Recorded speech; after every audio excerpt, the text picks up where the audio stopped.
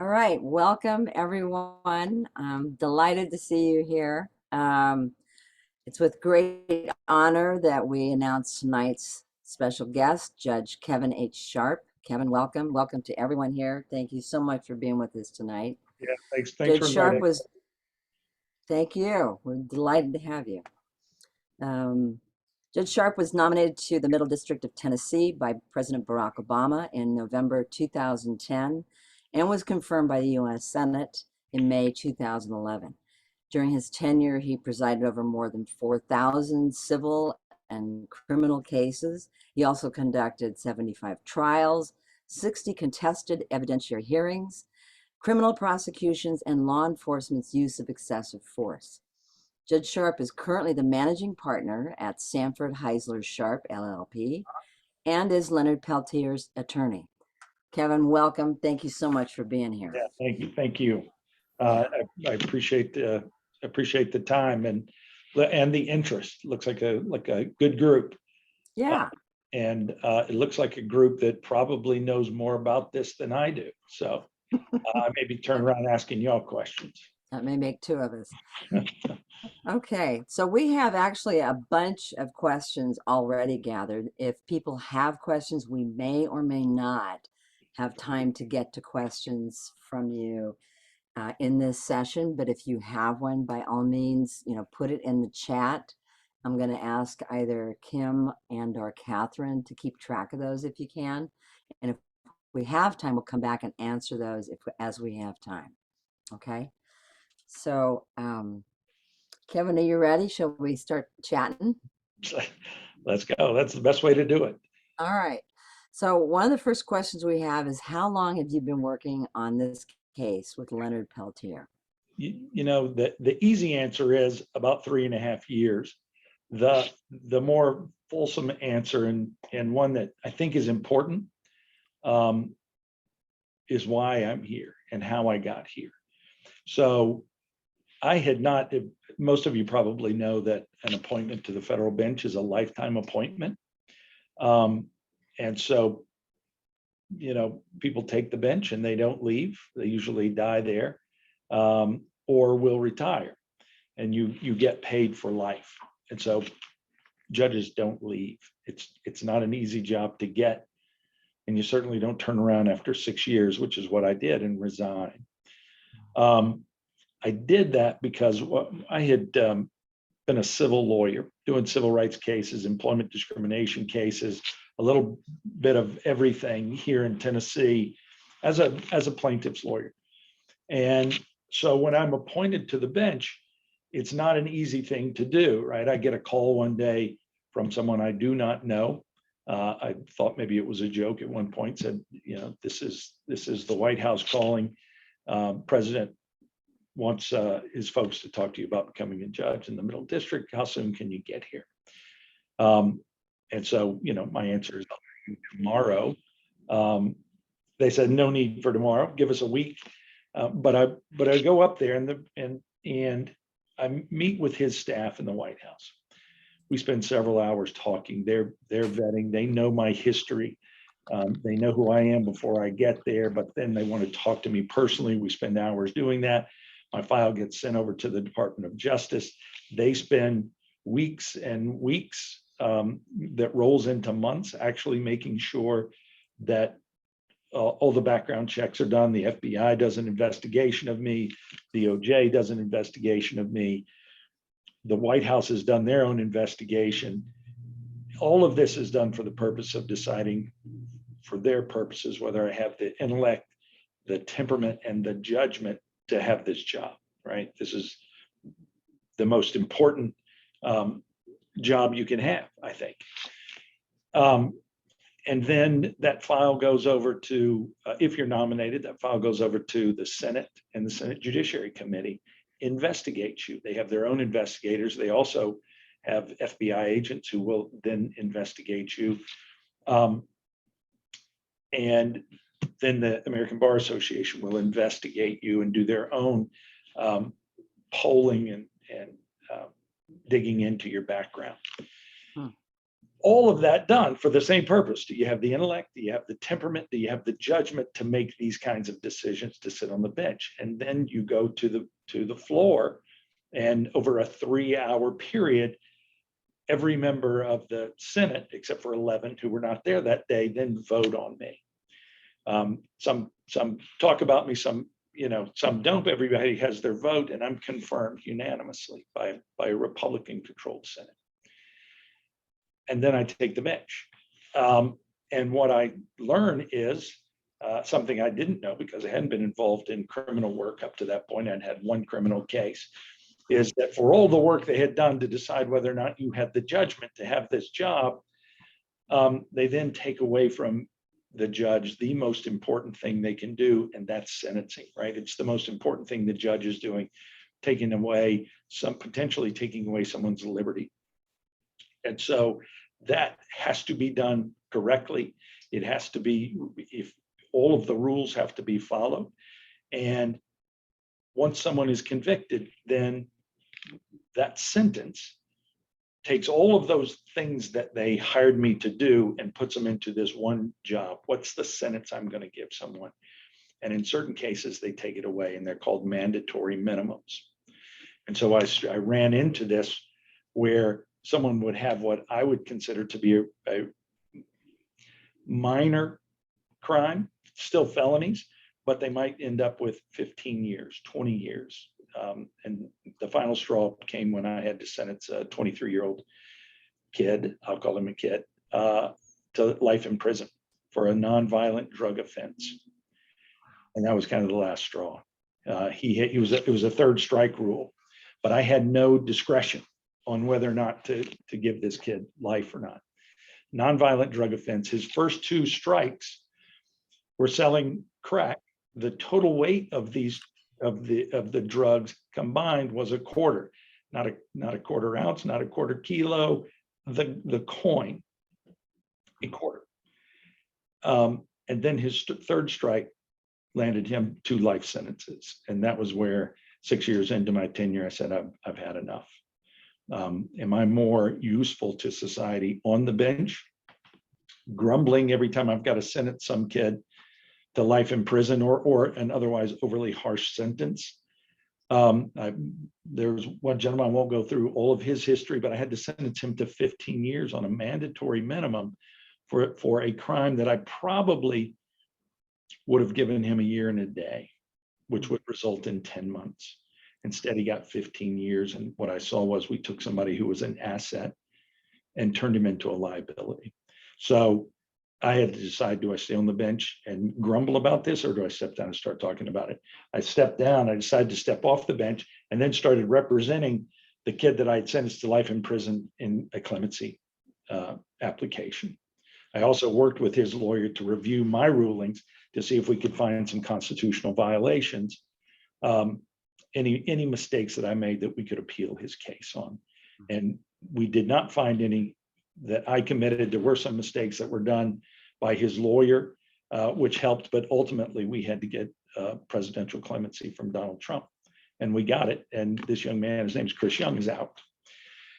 So that's then what led, I think Connie Nelson is on here. Connie, so I ended up, as part of that process, I ended up in the White House with Kim Kardashian and Van Jones, talking in general about, we're in the Oval Office with Trump, talking generally about criminal justice reform, more specifically about clemency and clemency reform. And I spoke to him about Chris Young and another gentleman named Matthew Charles, who is also out today. And that's where those reports in the paper led Connie to think that maybe this is someone who can help, and had someone else send me Leonard's file. I was unfamiliar with Leonard. I was 12 years old at the time this happened, living in Memphis, Tennessee. So in the summer of 75, I'm worried about whether or not I'm going to start in the baseball game, not about, the political happenings halfway across the country. So I didn't know about that. I had some recollection of Wounded Knee that had happened a couple of years earlier, but all of this really allowed me to come at Leonard's case with completely fresh eyes. I had no preconceived notions.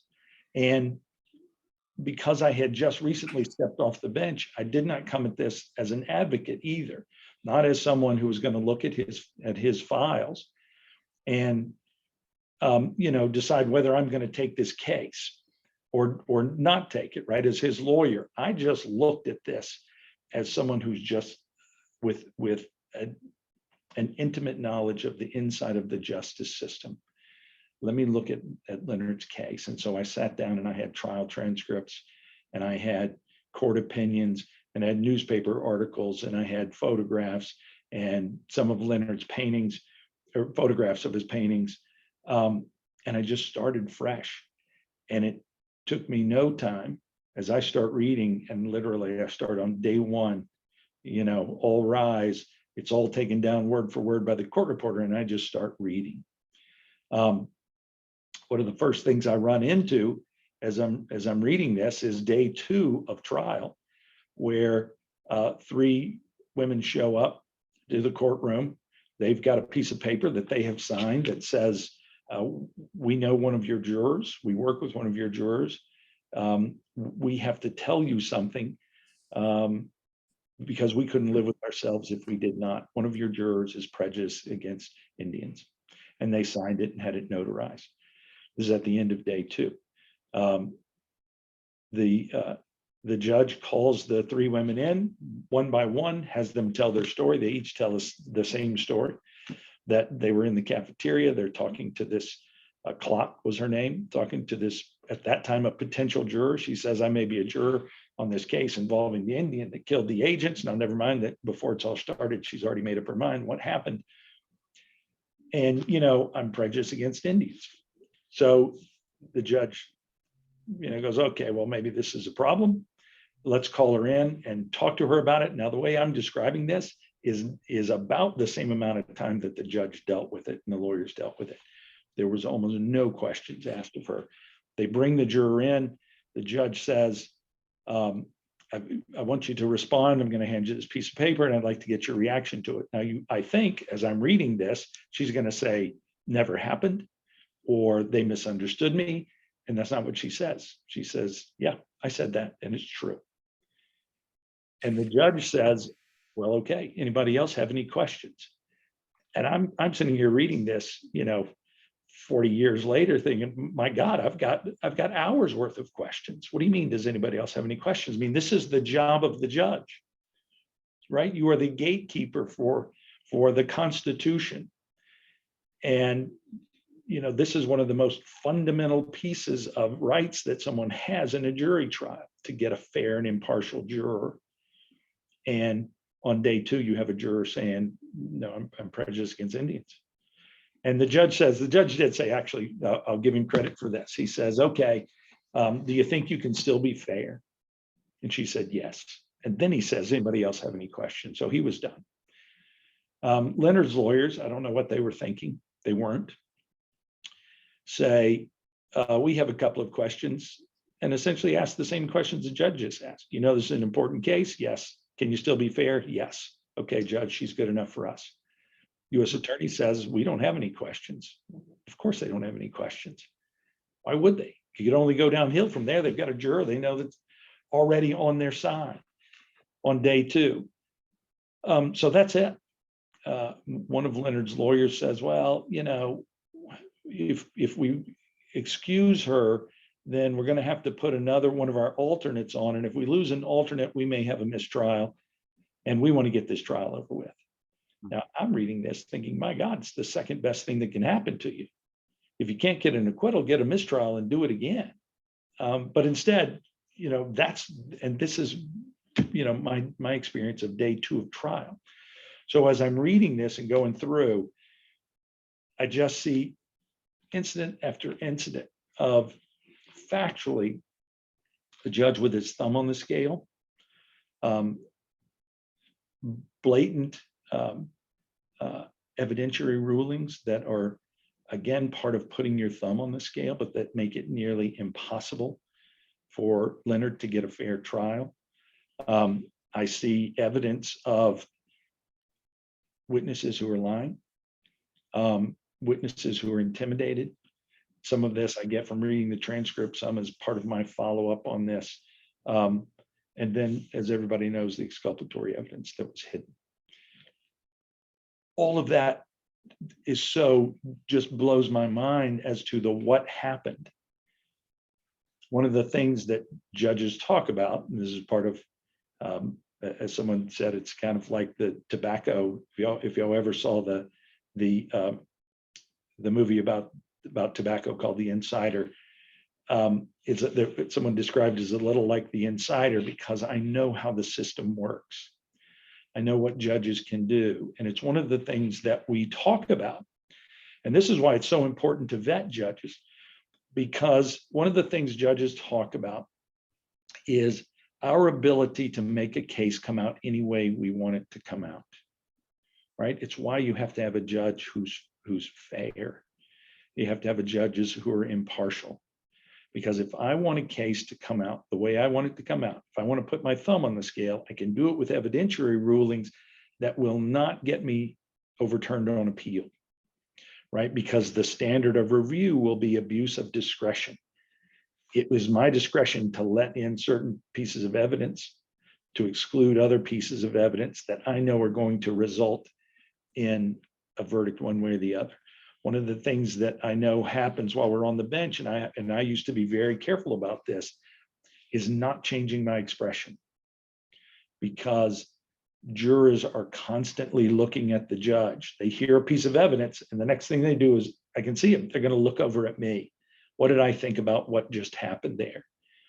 If I roll my eyes, if I raise my eyebrows, if I, give a big sigh, almost anything they're looking for, tell me, what did that mean, judge? Do I believe that evidence?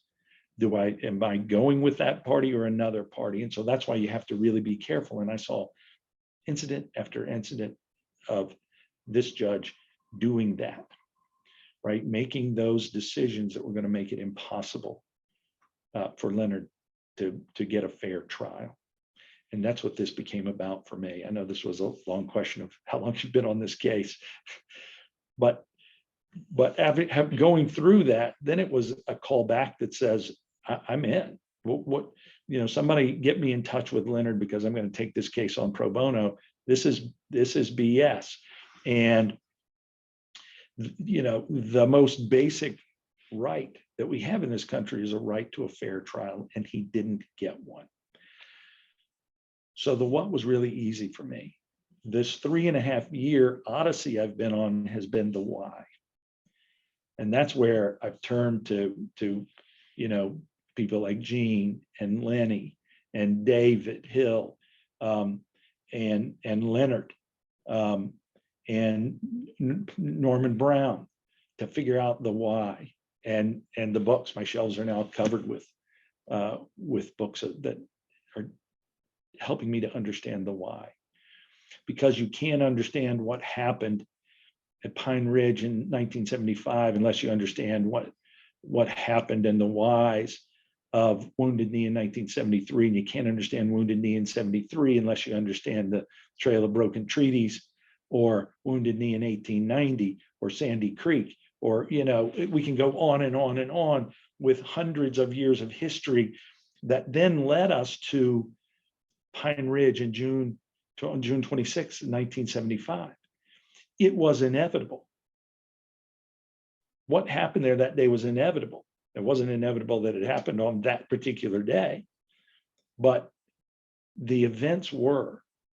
And that's why this thing really sucks you in, of those people who are on here who weren't involved at the time, or not part of the American Indian movement. If you came to it like I did as an outsider who's now been sucked into the inside, that's what makes this such a compelling case. What were the reasons? Why did they do that? And so that's why 3.5 years later, here I am still working on this case.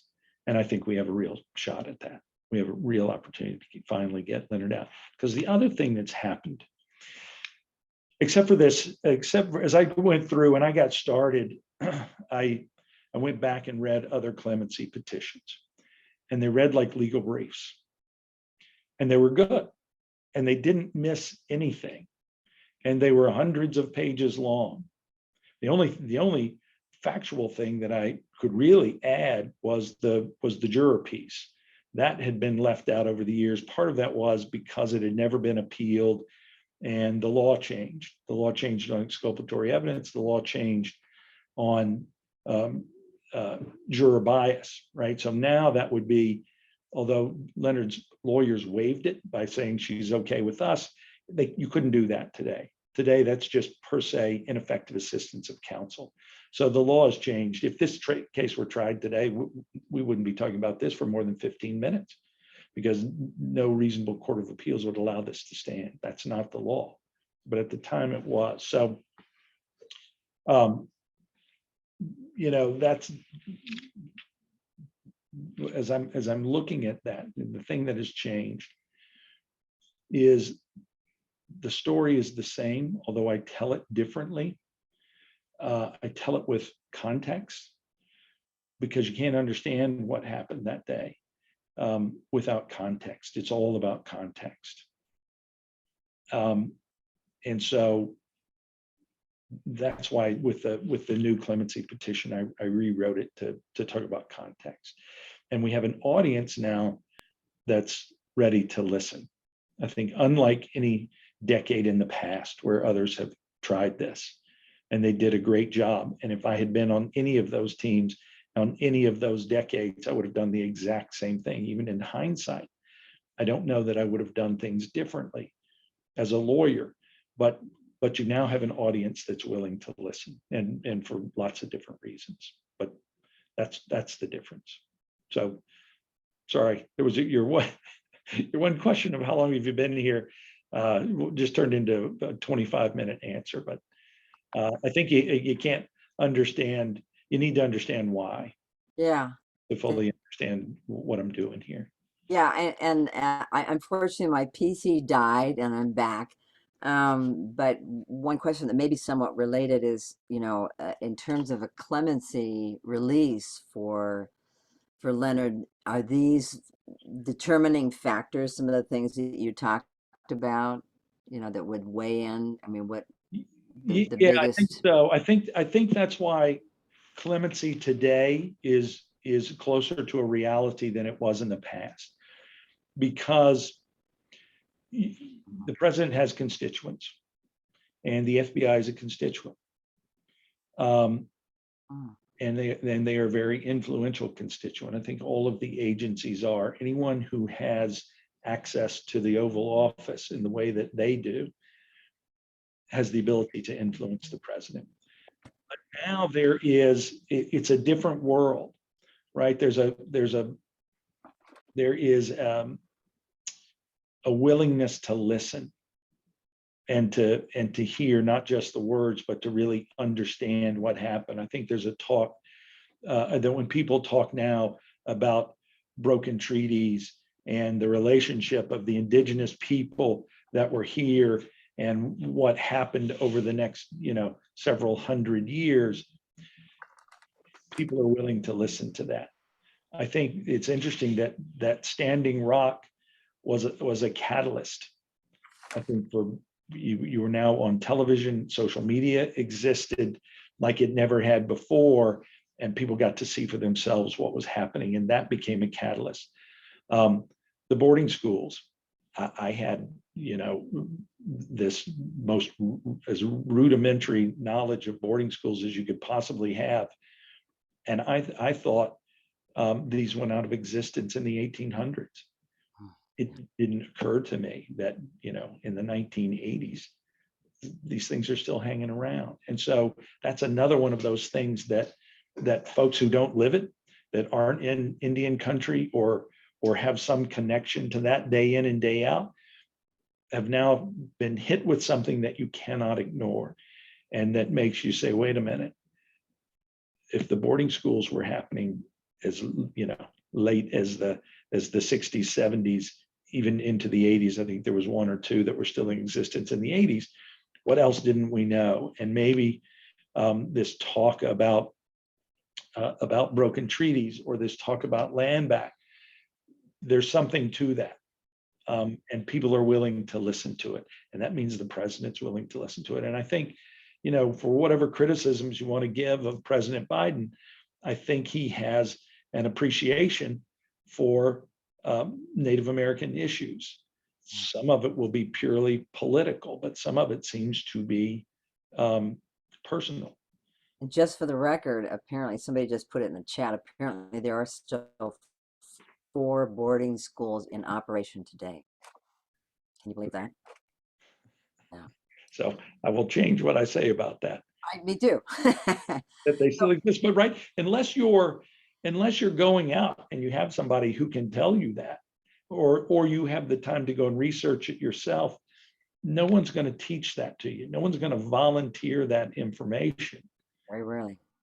Yeah. And so, that's part of it. Nobody's going to volunteer the information about what really happened with the Trail of Tears. How many trails were there?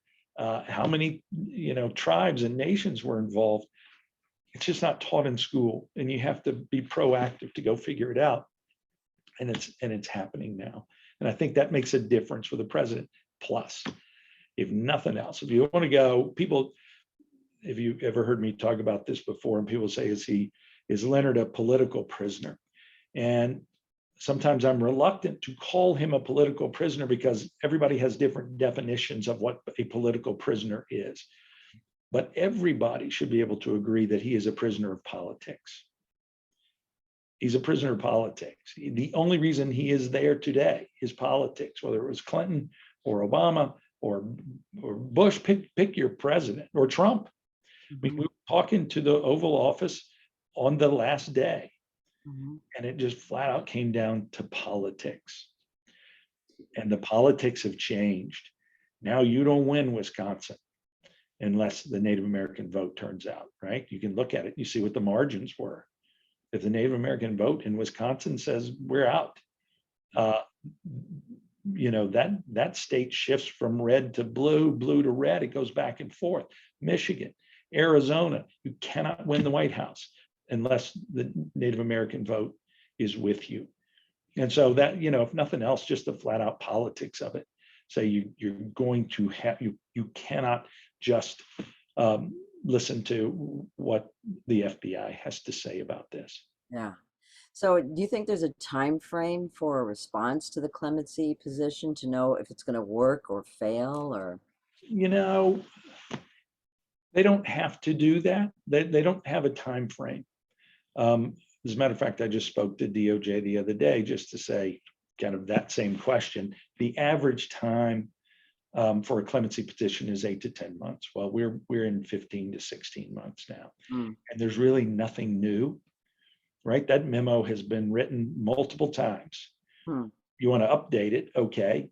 I don't even care. You make your recommendation. Now, the recommendation ought to be recommend clemency out of the pardon attorney's office, but you just got to move it at this point, right? So a lot of people, this is what, so it's bureaucratic, and this is why clemency needs to be moved out of the White House. Out of the Department of Justice into the White House.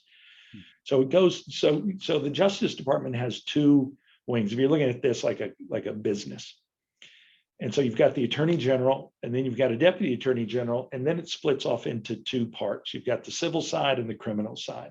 And under the criminal side, you've got the U.S. Attorney's Office, you've got the FBI, you've got the Bureau of Prisons, and you have the Pardon Attorney's Office. They're all in the same chain of command up to the Deputy Attorney General. There's inherent conflict of interest on really working up a clemency petition, because one of the things the pardon attorney is going to do is, stick their head out the door and talk to the FBI. What do you guys think? Well, guess what they think? They're covering their ass. U.S. Attorney, what do you think? Right now, you're looking to the U.S. Attorney to have major input on somebody that they helped convict, and did it in a way that they've got to really cover their ass, because they did it with constitutional violations, right? We all know about Myrtle Poorbear, and we know about the boys that were threatened and intimidated to lie.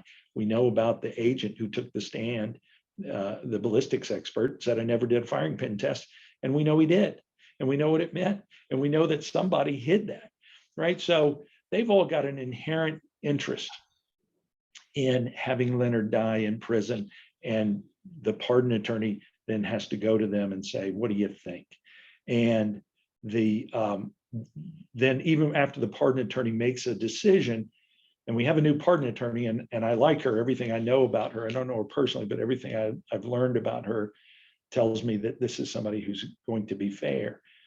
But she also has 19,000 petitions over there.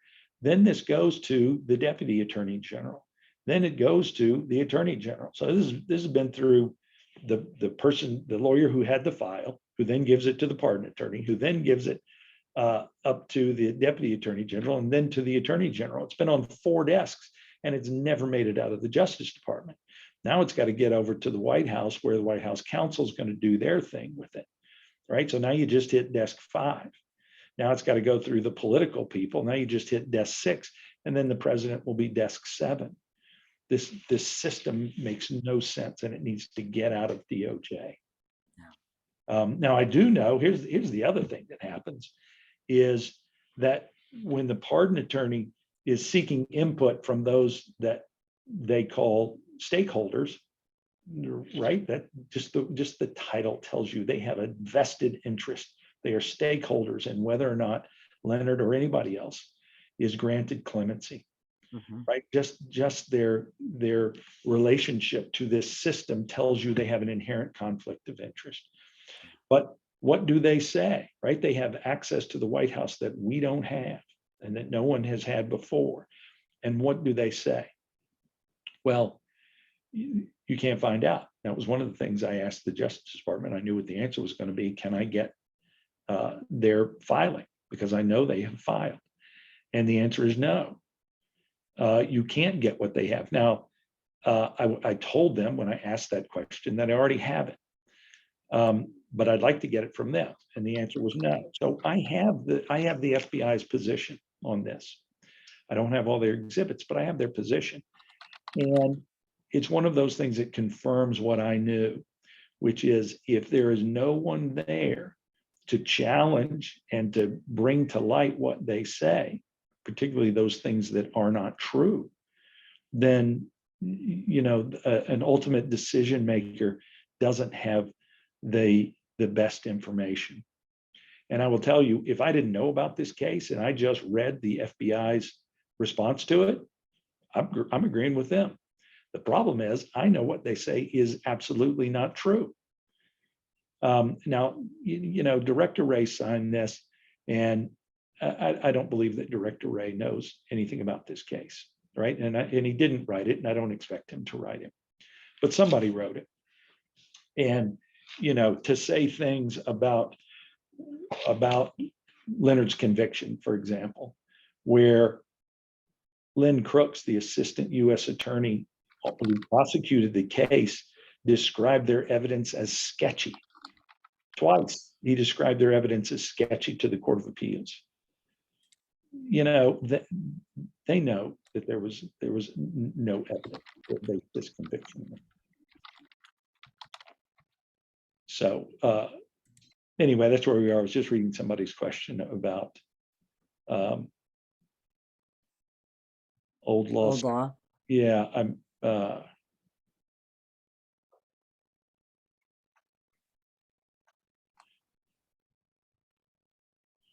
Well, no, if you use, so what happens so this question has to do with releasing, whether he should have been released years ago under the rules of the system. And I think what you're saying is the calculation, are you asking about the calculation of good time? Right, because old law, you were still eligible for parole. Under the new law, so in 1987, parole was abolished. It was an effort for Congress to rush and see who could be the toughest on crime. And so, we're not even going to allow parole. But some people had been sentenced when parole was allowed. They were still under that system, and Leonard's under that system. But because they are life sentences, the good time doesn't matter one way or the other, because you're there for life, and good time doesn't matter. So no, he would not have been, whether he was old law or new law, he wouldn't have been released because his sentence was a life sentence. So, is there, in your mind, a main opposition to his freedom? I think there's only one opposition, and that's the FBI. Okay. To a lesser extent, maybe the U.S. Attorney's Office, but I don't think so, and I haven't gotten any indication that the U.S. Attorney's Office is kind of putting on a full court press to stop this. Yeah. And I'm not sure the FBI is either. I mean, that they filed a written response to our petition tells me they filed a written response to our petition. How strongly they stand behind that, I don't know. I mean, one thing I could look at that and say that not too much, because they're just recycling their argument from 2 or 3 decades ago, and they haven't even put enough effort into it to actually make a coherent argument based on all of the admissions and what everybody agrees upon today. So I don't know. I think the opposition is the FBI. Yeah. As an institution. There are no people that are still employed there that were around in 1975. Yeah. Yeah, someone had asked, what prompted or initiated that argument, and they referred to a statement from one of the agents, which may have been during the trial. We can't prove he did it, but one of his people did it. So that statement was from a hearing officer in the parole process. Okay. So when Leonard had been denied parole in the early years, so you only get parole hearings every 15 years. And when he had been denied parole previously, part of what they said was, well, he was convicted of shooting these agents, and he's not accepting responsibility, and he's not showing appropriate remorse. But in 2000, by the time his 2009 parole hearing came around, the exculpatory evidence had been uncovered, right? And 2 habeas petitions, which are appeals that are based on constitutional grounds, had been filed. Now, he had lost them both, but in 85 and again in 93, 92, he had filed appeals on that. And so the exculpatory evidence was out there, and the theory had been changed to aiding and abetting. Right. So by the time the 2009 parole hearing comes around, he's got a hearing officer. Now, bear in mind that this is run through the Bureau of Prisons on your parole, but he's got a hearing officer named Sam Robinson, who now says, well, wait a minute. We had been denying parole based on the idea that he killed 2 agents and wasn't showing remorse and wasn't saying he was sorry about that, those kind of statements. But now this evidence is out, and U.S. Attorney, United States government, you're admitting that you don't know who killed the agents. Mm-hmm. And so ultimately, Sam recommended parole. Sam was then fired, and a new hearing officer was coming in. It's that second hearing officer who came in, took Sam's draft memorandum. Wasn't a draft, he had sent it up, but they rejected it, sent it back down, had it redrafted, and he took that material and recommended denying parole. And during the course of that, it said, well, he may not have done it, but someone in his tribe did. He didn't do it, but some brown guy did it. Right? It blows your mind. Yeah. That alone doesn't create enough of a constitutional violation, right? He was denied parole because he is a Native American. He didn't do it, but some member of his tribe did. Can you imagine if an African American was in that same position, and the hearing officer says, well, he didn't do it, but some black guy did it, right? It then becomes so clear that, oh my God, what do you mean you can't do that? But that this hearing officer would think there's something less about saying that with the Native Americans. They are in this own separate, that's their tribe and they're monolithic. And, it plays right into this argument that we make that any Indian would do. They knew it wasn't Leonard. They backed into it because their position had been, there were three people involved. It was Robideau, Butler, and Peltier. And once the other two are acquitted, then they only had one person, right? And that's the FBI document that says we're going to put all the resources of the United States government into convicting Leonard. Now you got to back into it. Now, the problem with what they did was that when the other two are acquitted based on self-defense, and it turns out that your own ballistics test shows it wasn't Leonard, and he's an aider and abetter, who did he aid and abet? The other two, they were acquitted based on self-defense. So they didn't kill them, they didn't commit a crime. In the eyes of the law. In the eyes of the law, there was no crime. You can't aid and abet that. Now, Len Crooks says during oral argument, because one of the judges asks him that, Crooks says, I don't know, maybe he aided and abetted himself. Now, I don't know if he was being funny or being stupid, because you can't aid and abet yourself. But what's more disturbing is that one of the judges didn't grab onto that and go, hold up. You can't aid and abet yourself. Now, Leonard's lawyer on appeal didn't do the best job, because when he was asked that question, he said, well, they were acquitted. And the judge says, well, just because they were acquitted doesn't mean that they were innocent, and that Leonard couldn't still aid and abet them. In one sense, theoretically, that's true, except if they are acquitted based on self-defense, it means they did it, but they had a justification. And so there was no crime. And Leonard's lawyers, I didn't think, handled that very well. And the Court of Appeals just moved on. But again, the law was different then. And I don't think that would happen today. But it's not retroactive, and so Leonard doesn't get to relitigate those issues. But it's one where it's an argument that we make to the White House on why clemency is appropriate, because the law has changed. If any of this happened today, even if you want to forget about the constitutional violations then, today, this would never stand up. Yeah. And he never would have been convicted. Yeah. So why does the Supreme Court refuse to hear his case in appeal at this point?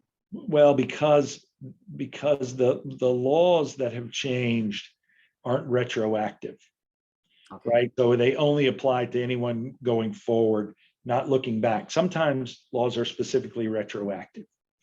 Mm-hmm. An example of that is changes in the crack guidelines, right? So if you sell crack, you're convicted of selling crack, there's one sentence. If you're convicted of selling cocaine, it's a much lesser sentence. And there's no reason for that, right? Crack is just a form of cocaine. It's made from cocaine. The practical difference is that white people use cocaine and black people more often would be convicted of crack.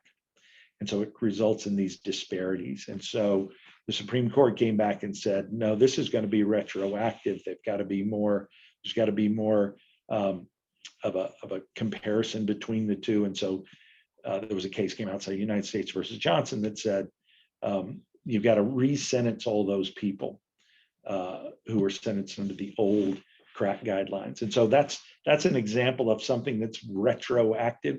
Mm-hmm. But a constitutional violation would be retroactive. Life sentences for juveniles is another one that was made retroactive. But none of the issues that were raised for Leonard were retroactive, and so the Supreme Court's not going to hear it. I'm curious. One of the questions here is, what do you think the U.S. will do now that the United Nations has reported that Leonard is a political prisoner based on racism?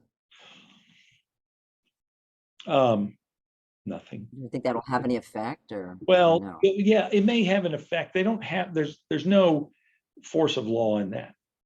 It's a political statement that they make. I'm hopeful that that's a statement that someone cares about in the White House. I don't think they would ever admit that they cared about it, but that's the best that it will do. I think it's an important statement to have been made.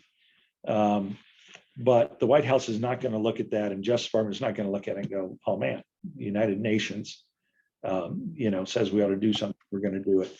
They're not, and in some ways, they're going to make sure that people know they're not going to do it because, that carries its own negative connotation about, are we going to kowtow to the world? But there are those in the White House. The White House does care about that. And so they'll never admit it, but it will have some. Okay. I was curious too, can you hear me, by the way? Yeah. Mhm. Okay, great. I'm getting these, my internet is unstable messages, so I'm not sure how long I'm going to last.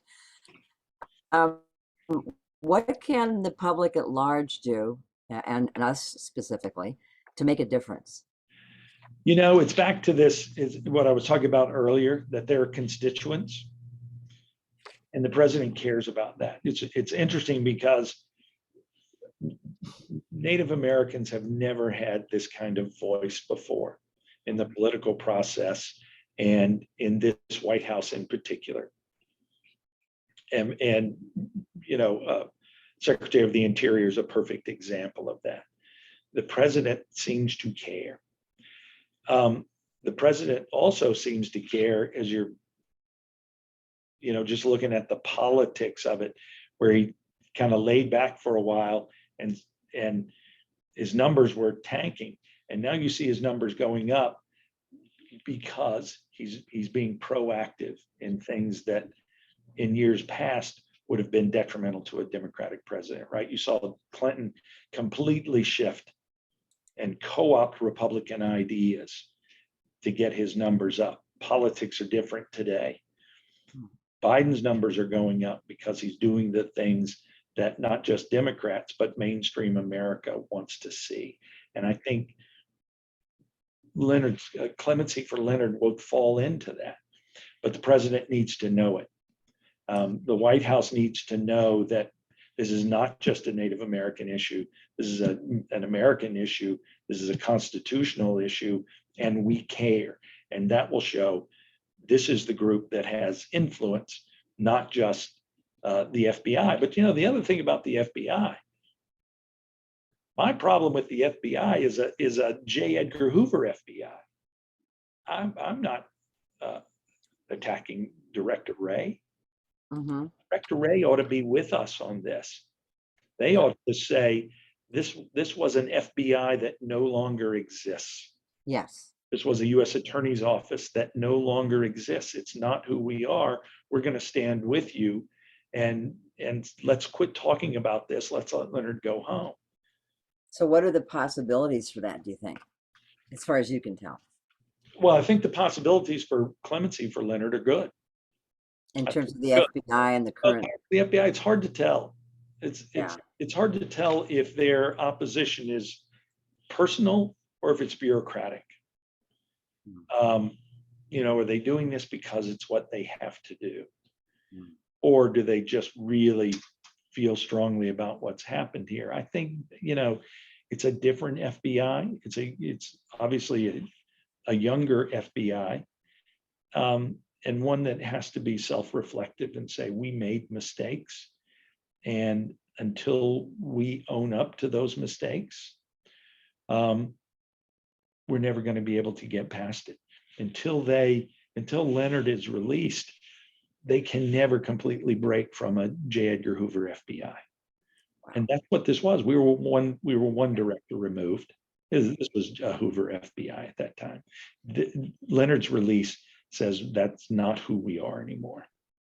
So if I'm understanding you correctly, contacting our representatives in the House and in the Senate sending communications in several different ways to the White House, to the POTUS office.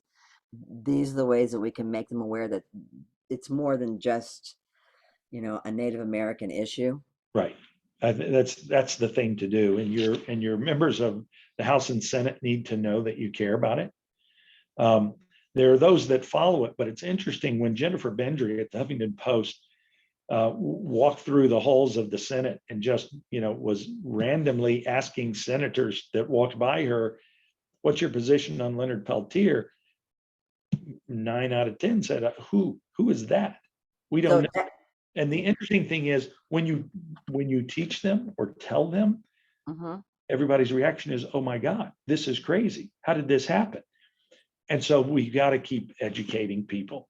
That does lead into one of the questions that says, are most of the Congress people who are acting for his freedom, are they knowledgeable, and do they have access to research that proves that he's indeed innocent?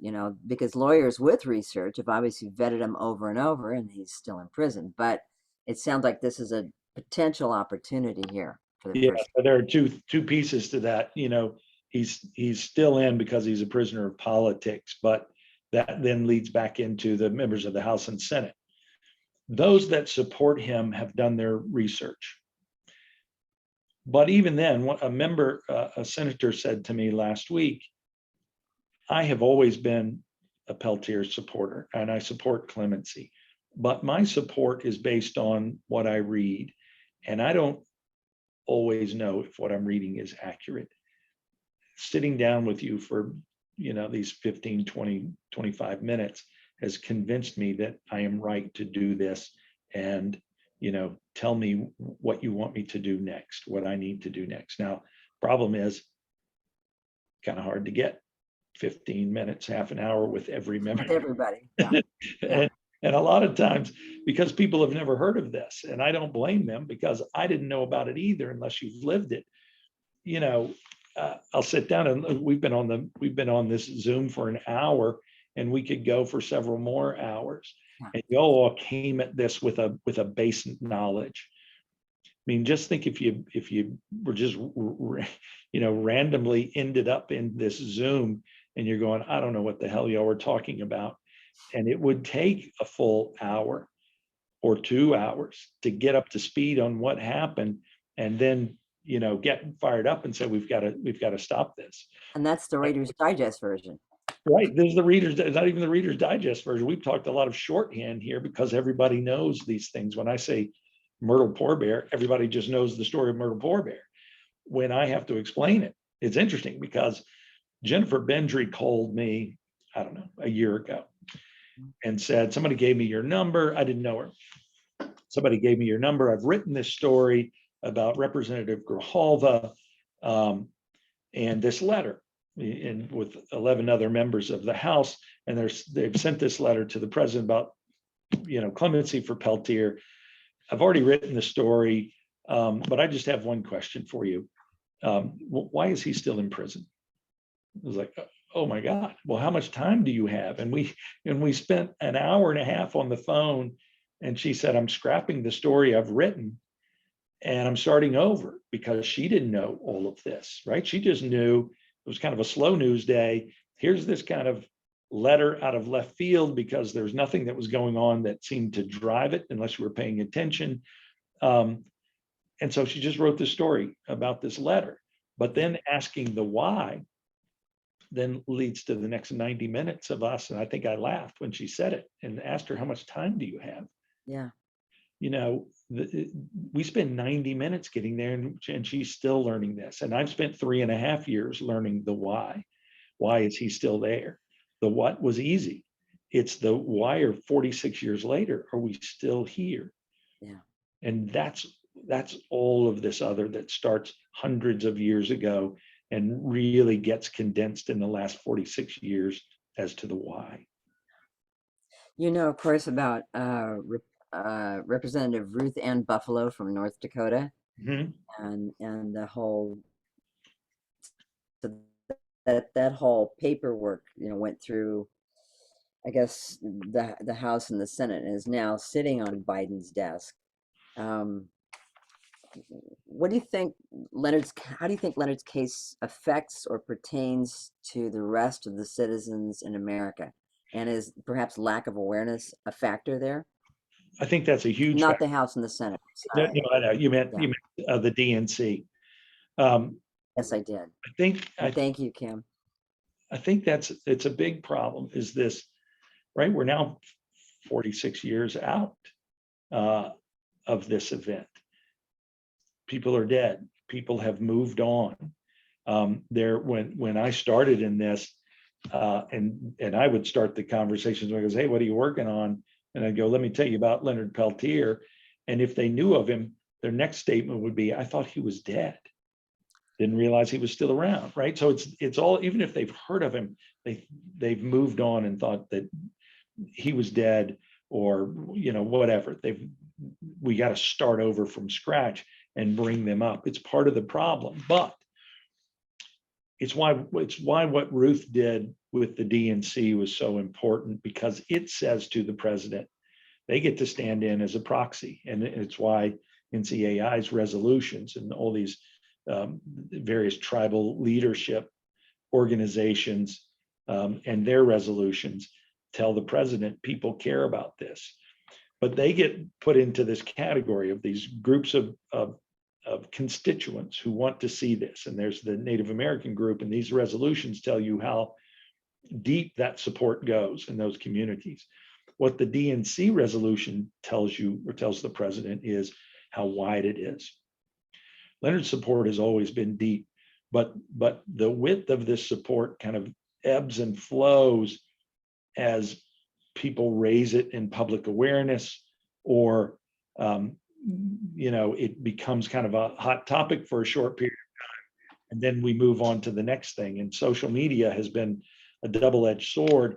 It's allowed us to get the Peltier story out to a larger audience, but it also means there's a lot more that you compete with, and attention spans are good for about 15 minutes, and they've moved on to the next thing, which is something that says Leonard's story is important because it has been able to hang on with all of the noise that comes from everything else that's out there. Leonard's story still keeps going and going, and we have to keep it in the forefront, because when people hear about it, they're with him. And if they are with him and we can get that message to the president's got to know that people want this. And that's the most important thing, why the DNC, the DNC resolution was one of the most important things out there, because that's a group that Biden knows, this is my support, and my support wants this. Interesting. A couple people have mentioned the comments about going on one of the major morning shows or another 60 Minutes show. Do you think that there's time for the media to be effective in that regard? Well, it's a little difficult. So I was on one of the CBS shows, but it's difficult to get on a 60 Minutes because there's so much going on. Now I think they've already run their story on boarding schools. And they'll run stories on a Standing Rock or a boarding school because it's kind of the hot subject matter. I was contacted some time ago by someone at 48 Hours, just kind of knocking this around, but ultimately they decided not to do it because it's old news. Now, I talk about this in terms of, well, that a trial happened is old news, but the rest of it is not old news. This is new. But it's not what they do. It would be difficult for a 60 Minutes to pick it up. But doesn't mean that we're not still trying.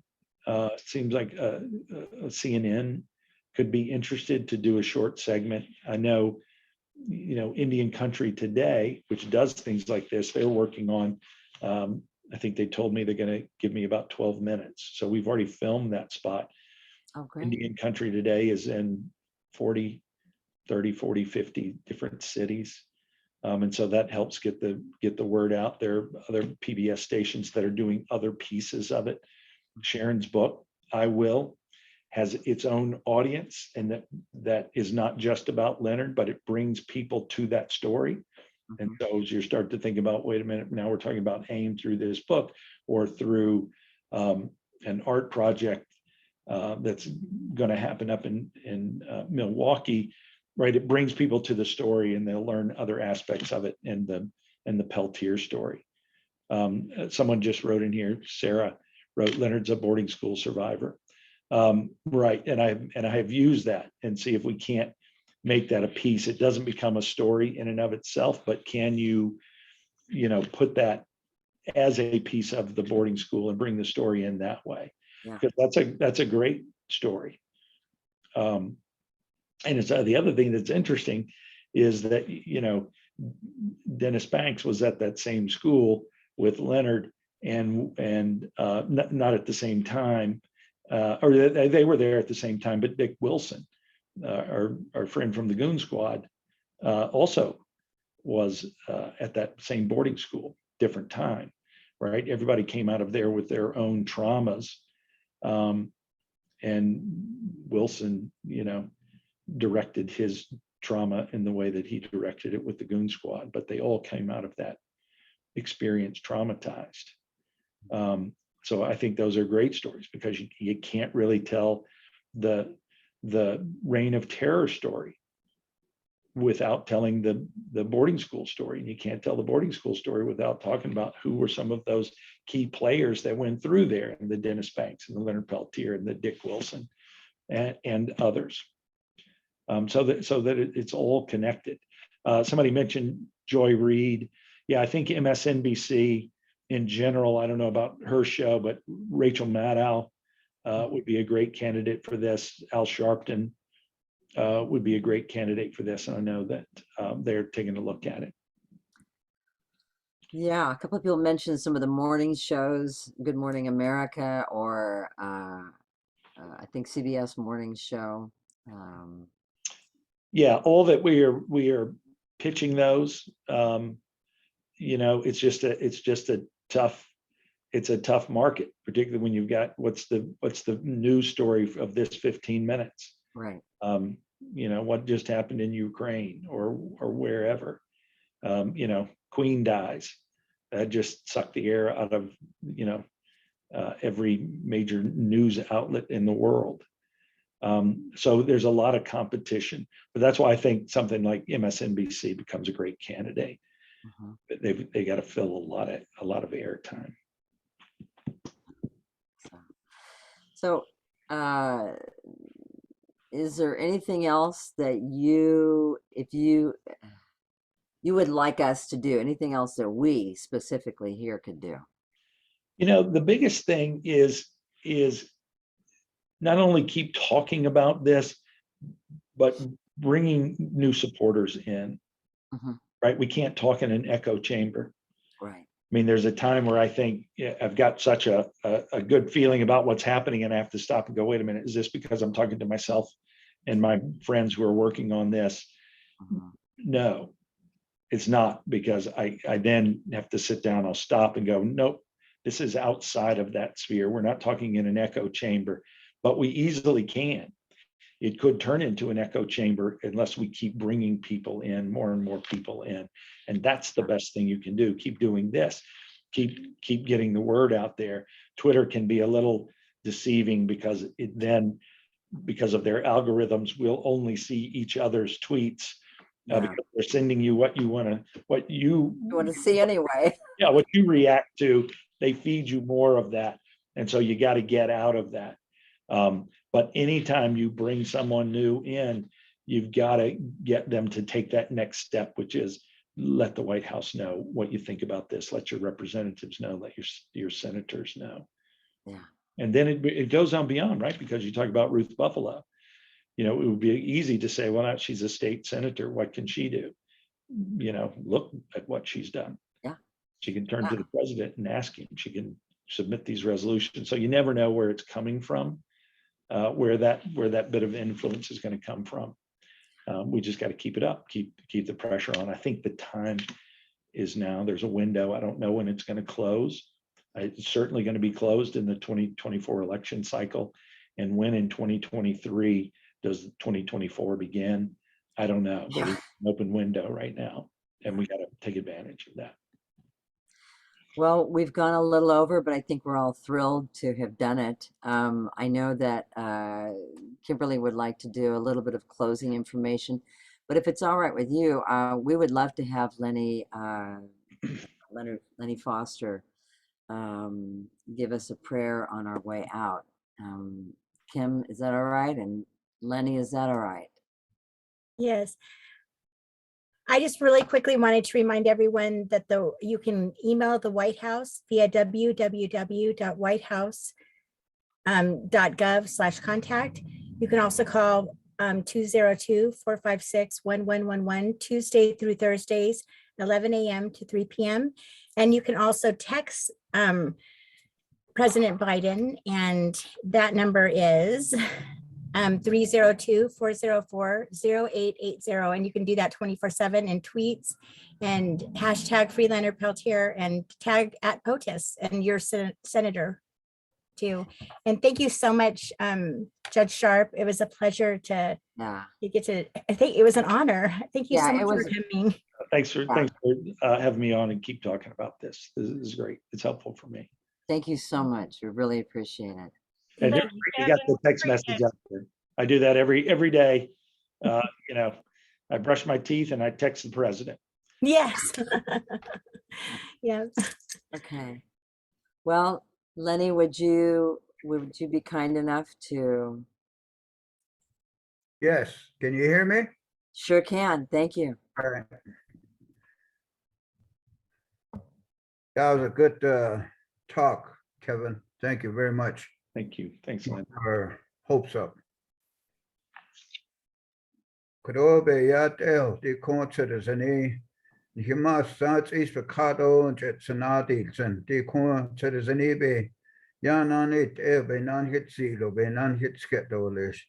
Shitha dien yot dien joboy dien hajone. Ha shada na conspe hajon hitata be hajon hikade be hajon yada. Ben hijon hikada kon he near na de kombe yat be hajon a string dolit. Could oed citizen be yat bianit ben jonon seek case in hat abayat he nabiat nihitsat zambiat alo de con Kevin Sharp bahas cedar but today send all left bizarre citizen a string dolit. De con hina. What the in long Leonard Peltier yat edi com bizarre citizen yat yat edi com good behind lado lech as shown the shit in long. Alo de com batchin that way edi good stop but today send de con could as shown the shit in long. A good citizen behind lado lech ado anils con Estelle do Tate do Catherine do Dusk do Diane Paulette do Decon Chic long Kevin Sharp with Bahas seat ole do Decon he Kago yat el Ben City case of Ashon the Shatkat yen long a con could Leonard Peltier but set the sin but set the sin do be ein lado lech bin die Juana data schon de schati in long e con croia tel bandel zelo bayadel tio batsata deals and with bin die Juana data lech a schon de schati in long e got but today since it is an ebe yat el banat ba Juan banatin Turtle Mountain band of Chippewas and long e but Bindi Juana Dafik ein long Balchin Vanilla Kib at all Keato Yando Data de con egut arts in Edi Ashon de Shatati in long a con could over Anjan citizen ebe yat eho de benefit seal benefit sketole a con could all ask eba ya baha see the bayat Hinat Elia and he nabia Elia Sehat and be Elia Ado Yatash Johna Elchedi and Tradine Ben John Knatin Ha shada now cons could obey on the sling, behave on the sling, behave on the sling, behave on the sling. Hookah.